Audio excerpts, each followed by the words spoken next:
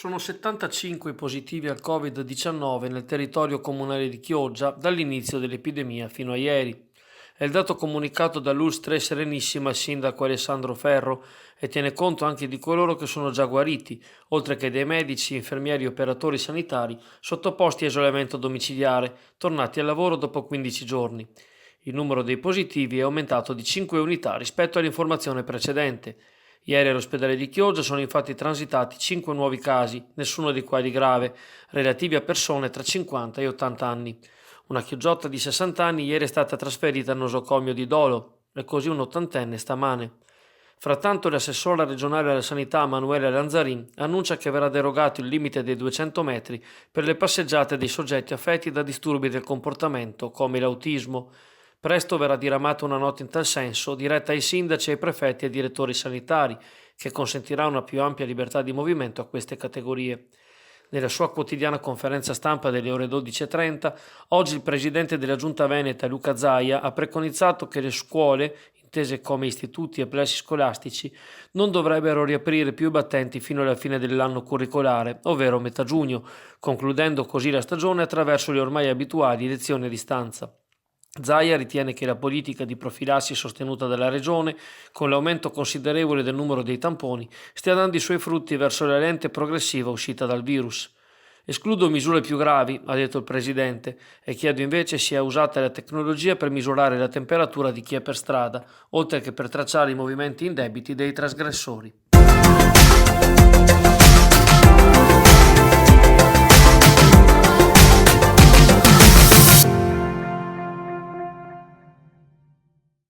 Non bastasse il virus, negli ultimi giorni ci si è messo anche il forte vento di Bora ad aggravare la situazione di chi lavora a ridosso del mare.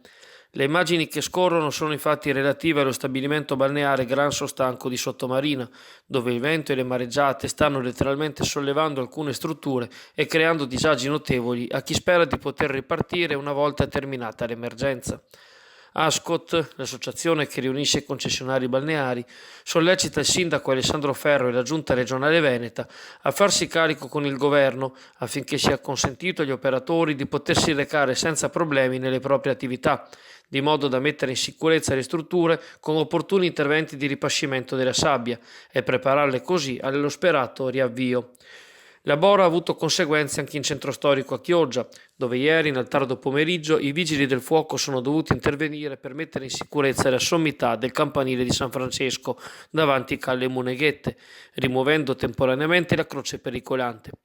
Altre uscite dei vigili del fuoco sono state segnalate in serata e in nottata in tutto il territorio, soprattutto per piccole operazioni riguardanti i camini delle abitazioni. Buongiorno, sono Vittorio Gallo della Gallo Gastronomia con la mia collaboratrice numero one. E sì, lo so che voi pensavate che eravamo un'equipe chirurgica di sala operatoria, invece no, siamo già dati per polpette, lo so, non facciamo né operazione niente. Stiamo organizzandoci, tutto qua. Salutiamo, buona giornata a tutti. Il risvolto più doloroso dell'epidemia in corso è non poter riverire i propri defunti con tutti i crismi. I funerali infatti non possono essere celebrati e ai parenti più prossimi non resta che la sepoltura o l'avvio verso la cremazione del proprio caro, tenendosi a debita distanza, preceduta da un veloce commiato cristiano. Così è accaduto anche per le 8 vittime chioggiotte dall'inizio del contagio: Fiorello, Delfino, Giovanni, Bruno, Danila, Vittoria, Antonio e Angelo, oltre che per Domenico, ricordato a Cabianca, nonostante abitasse appena al di là del confine cavarzerano. Anche per queste ragioni il vescovo Adriano Tessarollo celebrerà oggi pomeriggio, a partire dalle ore 17, la liturgia della parola in forma privata, nel bellissimo oratorio di San Pieretto in Corso del Popolo a Chioggia, nei pressi del Duomo. La cerimonia sarà trasmessa in diretta streaming dalla pagina Facebook e dall'account YouTube della Diocesi di Chioggia.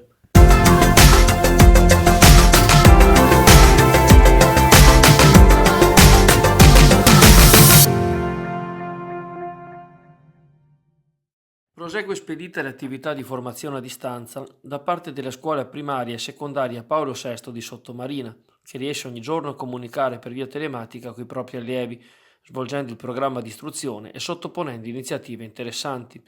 Questa mattina la classe seconda della scuola secondaria di primo grado ha fatto esperienza con il progetto Chiama e Vinci dell'Us3 Serenissima, volto a prevenire la diffusione delle ludopatie da gioco d'azzardo. L'intervento dell'operatrice ha sensibilizzato i ragazzi, indagando la loro percezione del tema e promuovendo, attraverso una corretta informazione, la loro consapevolezza dei rischi che si corrono. Nei giorni scorsi la classe terza aveva incontrato virtualmente il professor Pier Giorgio Bighin, autore di romanzi quali Rosso Fuoco e Laguna, che ha infuso speranza nei giovani dalle pagine del suo stesso volume, il quale racconta episodi di vita chioggiotta in tempo di guerra. Sempre nell'ambito delle attività della Paolo VI, ieri è stato presentato il progetto educativo Un calcio al bullismo e al cyberbullismo, che figura tra i service promossi dai Lions Club Chioggia. Introdotti dalla coordinatrice didattica Emanuela Schiavon, sono intervenuti, sempre davanti agli allievi della secondaria di primo grado, l'avvocato Alessandro Scarpa e la psicologa Cristina Pesce, già protagonisti di persona di un analogo evento lo scorso anno scolastico. Il tema è stato affrontato nei giorni precedenti assieme alla quinta classe della scuola primaria, con ulteriore stimolo a parlarne in famiglia.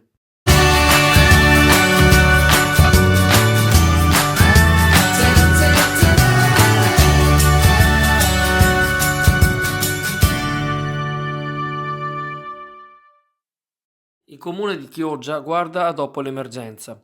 Nell'albo pretorio infatti è stata pubblicata la determinazione numero 667, firmata ieri dalla dirigente del settore servizi alla persona Daniela Ballarin, che dà il via all'indagine comparativa per acquisire manifestazioni di interesse da parte delle società sportive locali verso la gestione dei centri estivi comunali per bambini. La gestione di tali attività da parte di soggetti del terzo settore, si legge nel testo, mantenendo in capo all'ente il controllo e il coordinamento delle stesse, ha permesso negli anni passati il piano raggiungimento degli obiettivi delineati dall'amministrazione in termini di rispetto degli standard di qualità relativi al servizio reso e di valorizzazione dei soggetti del terzo settore. Lo strumento tecnico è l'accordo di collaborazione attraverso l'elaborazione e realizzazione delle attività ludico-espressive e ricreative di due progetti distinti in funzione delle età didattiche, ossia il progetto dedicato ai bambini da 3 ai 5 anni, per comunque frequentanti l'ultimo anno di scuola dell'infanzia, e il progetto dedicato ai bambini dai 6 ai 11 anni. I centri estivi del comune saranno articolati in 4 turni, 2 per i bimbi della scuola primaria dal 22 giugno al 17 luglio, poi dal 20 luglio al 14 agosto, 2 per quelli provenienti dalla scuola dell'infanzia, dal 6 luglio al 31 luglio, poi dal 3 agosto al 28 agosto.